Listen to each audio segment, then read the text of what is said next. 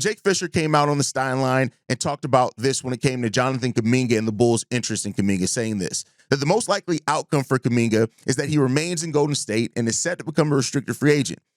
He would also go on to say that that the Bulls have had interest in Jonathan Kuminga over the past 2 years and have had trade discussions on him. Now, here's the thing of this, hearing this actually made me feel like it's less likely to happen. And here's why. I know people are going to say, well, Hayes, if they had trade talks for 2 years, why do you feel it's less likely to happen now? This is why.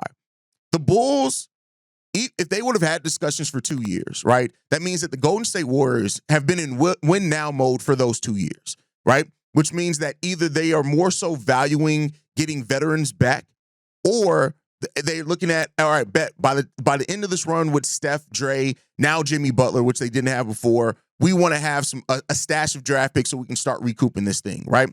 Keep in mind, the Chicago Bulls, before they made the Zach LaVine trade, they couldn't move their either 2025 or 2026 picks because they didn't know which one would convey to the San Antonio Spurs, right?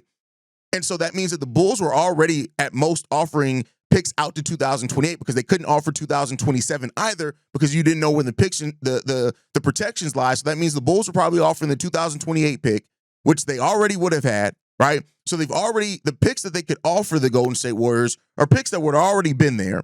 The Bulls had better win now pieces, right? When you're talking about a team in the Warriors that want to win now, Zach LaVine, DeMar DeRozan, Alex Caruso, Andre Drummond. Those are players that the Bulls had over the last 2 years that the Bulls could have included that are more win now pieces for the Golden State Warriors. The Warriors weren't interested in that, right? Nikola Vucevic is still here and could definitely still be looked at as a win now piece. But again, he's been here. So we'll see what happens with that. We've also talked about how a Jonathan Kuminga and Nikola Vucevic sign and trade is a little bit difficult to kind of maneuver in there, right?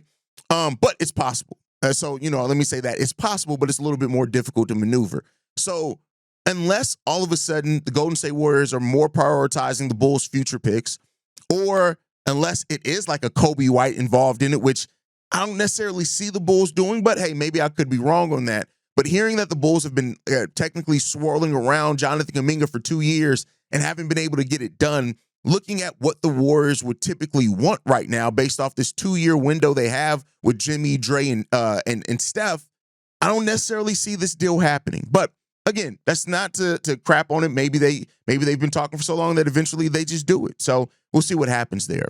But as long as with that as well, another candidate that's been brought up as well is Nickeil Alexander-Walker. Now, this got brought back up here recently by Jake Fisher.